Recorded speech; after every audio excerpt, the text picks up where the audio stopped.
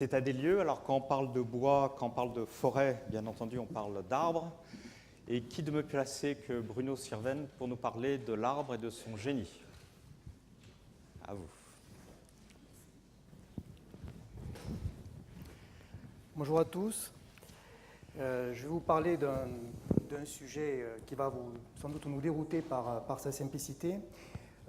Par souci d'efficacité, je vais essayer d'aller vite et déjà 8 minutes, et je serai obligé de lire mes notes.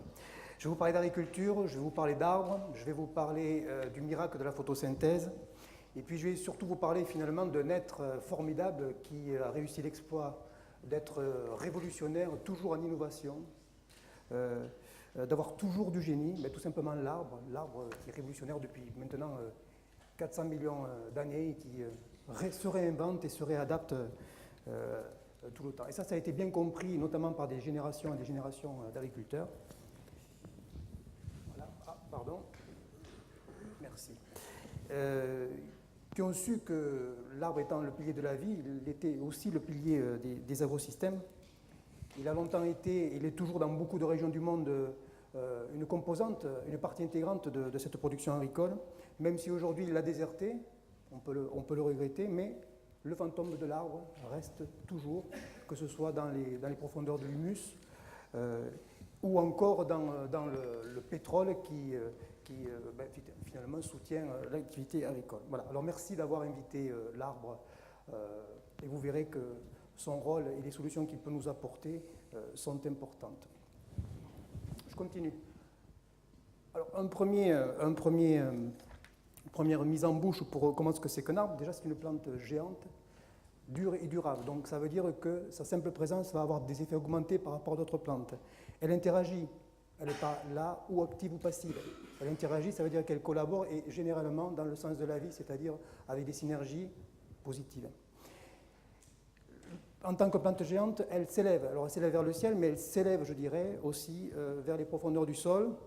Donc elle va plus haut, plus profond, elle va plus loin que les autres plantes. Elle multiplie par 27, c'est une statistique. Je n'aime pas trop les statistiques un peu rigides. Sa surface de contact, vous avez ce pilotis, ce pied qui est au sol, il va se démultiplier.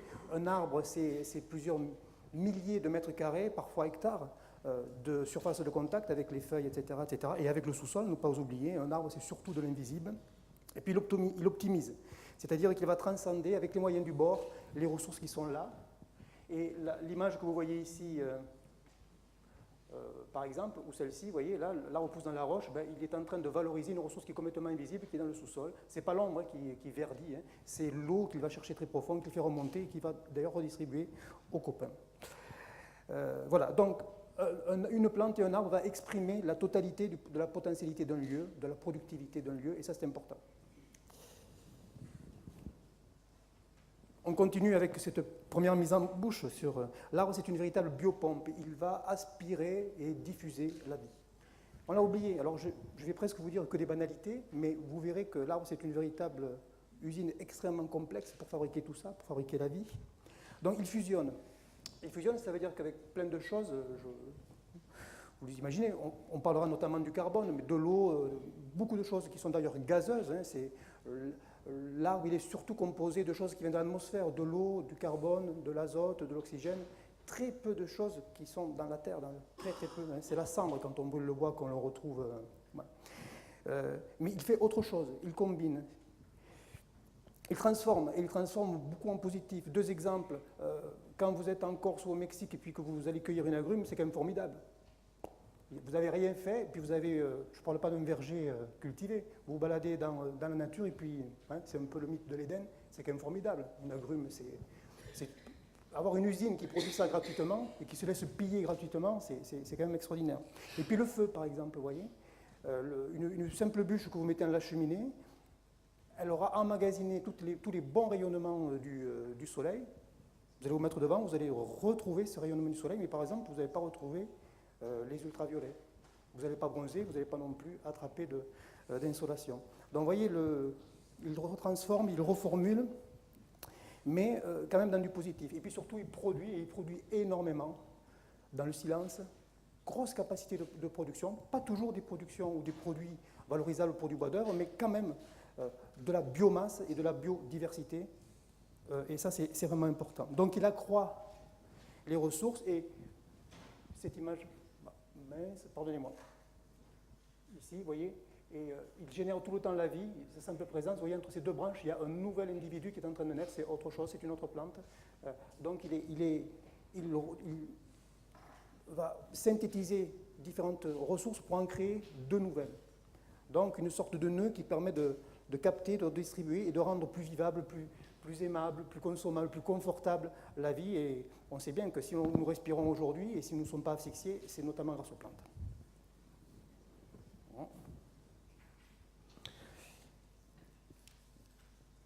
Donc, l'arbre, c'est quand même quelque chose qui est un peu hyperactif.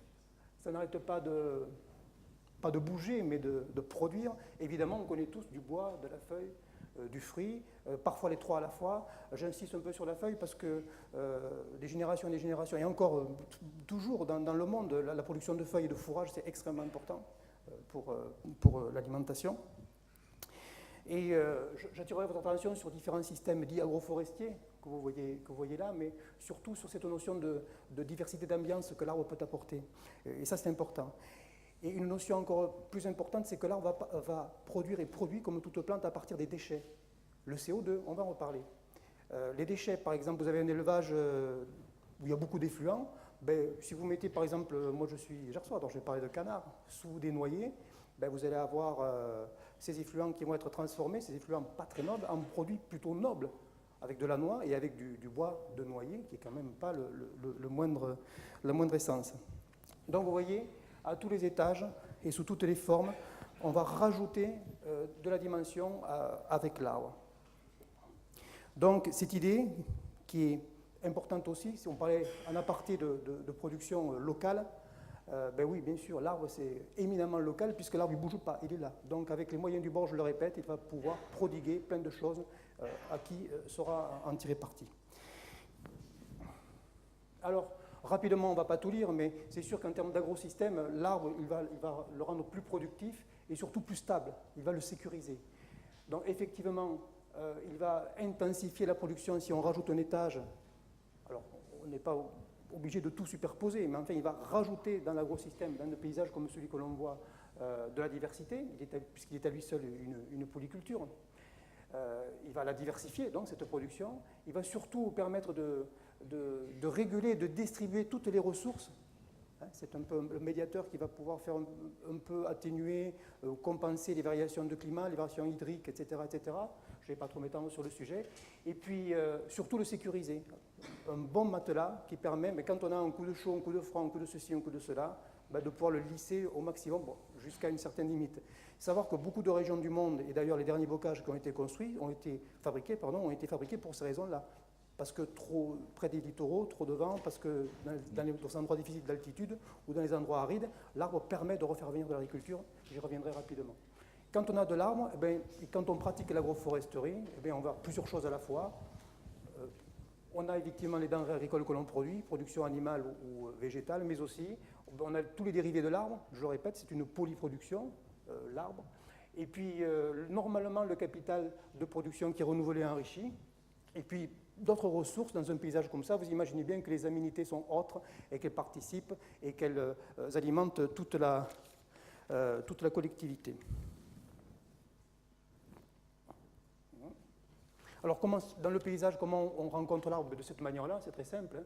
Que ce soit à l'échelle de la parcelle ou du paysage, surtout dans nos contrées, juste dosage, il n'y a pas de statistiques là-dessus, en fonction des capacités du terroir. Entre forêt et désert, il y a toute une gamme, il y a tout un tas de gradients qui permet de profiter et de mettre l'arbre à sa meilleure place, là où il gênera, où il participera le mieux plutôt, sous la forme d'arbres isolés, sous la forme de lignes et alignements, ou sous la forme de petites surfaces non forestières. J'avais quand même 2 minutes à récupérer.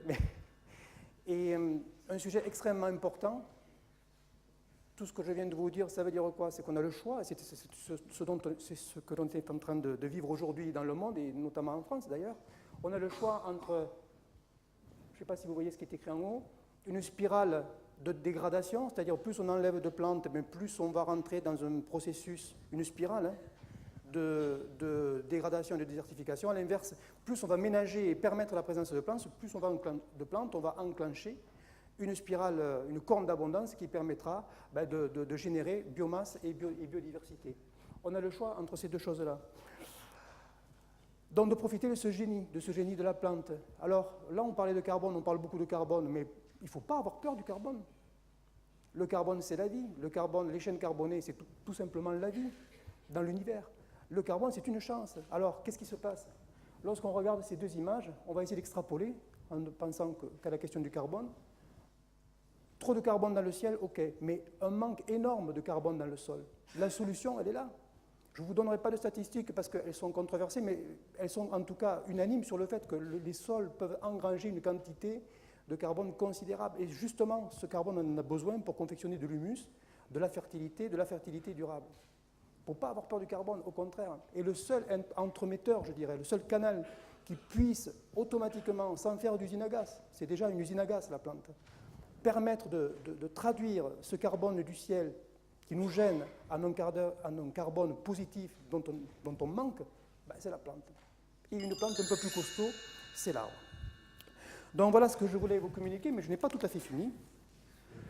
J'avais 2 minutes, franchement, d'avancer, donc je vais les mettre à profit.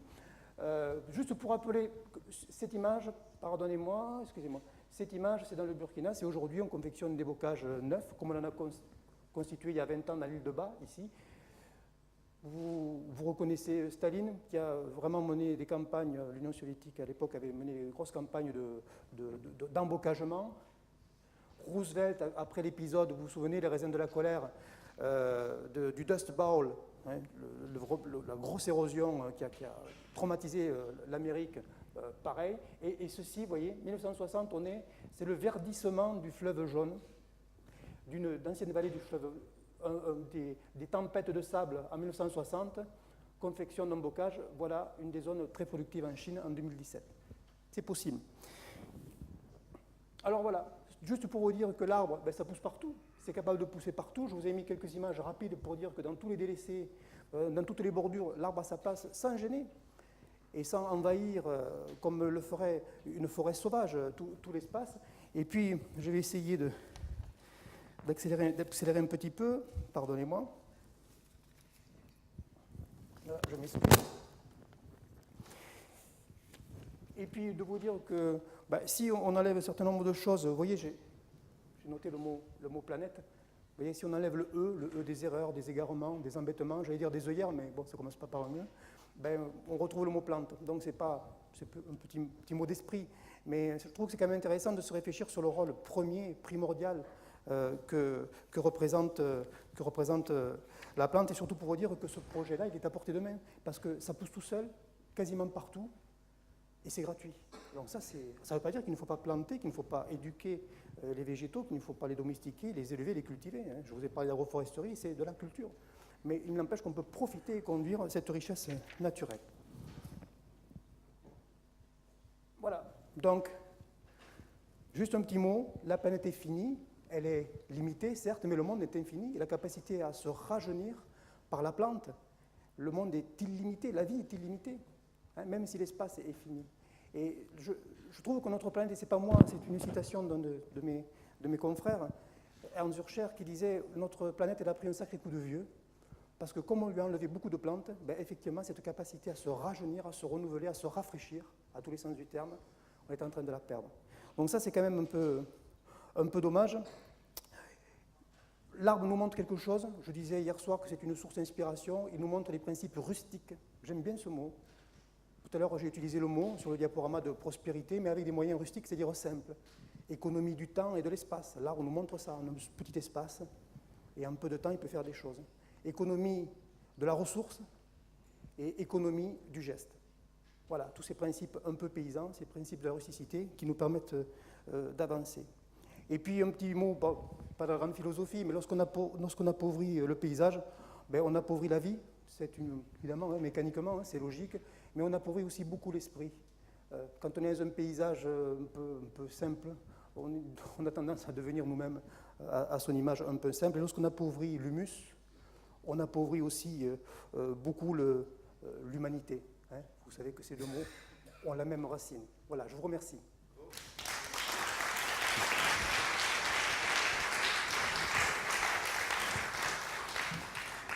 Merci beaucoup pour cette présentation qui nous a permis de Merci d'avoir mieux invité comprendre. l'arbre. Voilà. Qui nous permet de mieux comprendre et de mieux aimer l'arbre. Alors Bruno Sirven est très modeste parce qu'il a aussi, il ne vous a pas dit qu'il avait écrit un livre, Le génie de l'arbre, que je vous recommande, qui est magnifique, qui est issu d'une vingtaine d'années de travaux et d'observations. Il est disponible à la librairie et Bruno le dédicacera à la pause.